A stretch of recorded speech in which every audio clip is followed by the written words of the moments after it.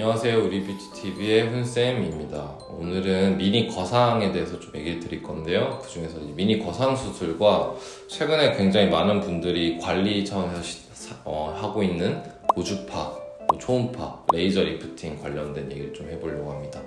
일단은 이제 이런 방금 말씀드렸던 고주파나 레이저 이런 것들 이용한 리프팅 시술과 이 미니 거상에 어떠한 차이점이 있는지 좀 말씀을 드릴 건데, 일단 그 리프팅 시술의 경우에는 이제 원리 자체가 피부 아래에 있는 어떤 단백질층을 좀 자극을 해서 다시 재생시키는 원리인데요.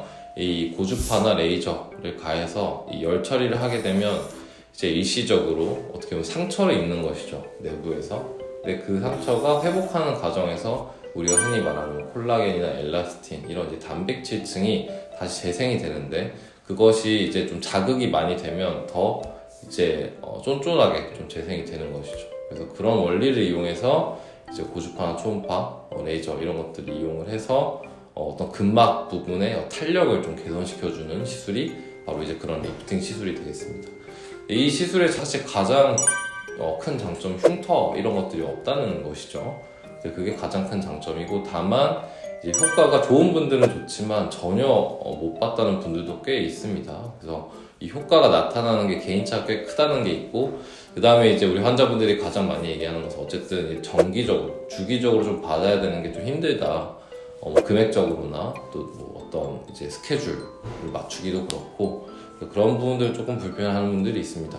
장단이 있는데 그런 게 어떤 리프팅 시술이라고 볼 수가 있겠고요. 이에 비해서 미니 거상 수술은 말 그대로 거상 수술인 거죠. 수술이기 때문에 절개가 들어가게 되는 것이고, 어떤 이제 아까 말씀드렸던 자극을 주는 근막층을 자극을 주고 끝내고 이런 것들이 아니라, 그러니까 눈으로 보면서 물리적으로 처져 있는 근육의 부분은 잘라내고 이제 물리적으로 당겨 올려주는 것이죠. 그래서 당연히 물리적으로 어떤 수술을 하기 때문에 효과가 더 좋을 수밖에 없고, 어떤 효과의 폭이나 유지 기간이 있어서 더 유리할 수밖에 없습니다. 다만 이제 어쨌든 수술이기 때문에 절개를 하게 되고 당연히 흉터가 남게 된다는 게 어떻게 보면 단점일 수가 있고, 또 회복 기간이 이런 부분에 있어서 수술이기 때문에 이제 붓기나 이런 부분들이 당연히 더 생길 수밖에 없습니다.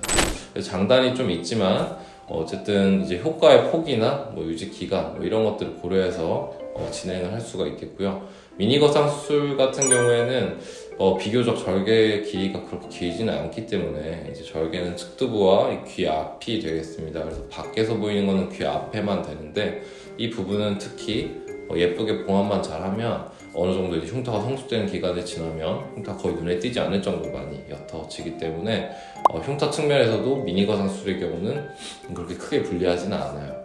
그래서 이제 우리가 어떤 리프팅, 이제 안티 에이징을 한다라고 생각했을 경우에 어떤 관리, 리프팅 시술 같은 것들이 있고 수술이 있는데, 이제 결국에는 우리 환자분들이 오셨을 때 많이들 궁금해하시지만 어떤 현재 피부의 탄성이나 현재 상태, 처짐의 정도, 피하 지방의 축적 정도 여러 가지를 고려해서 어떤 것이 더 적합하다라고 말씀을 드리게 됩니다.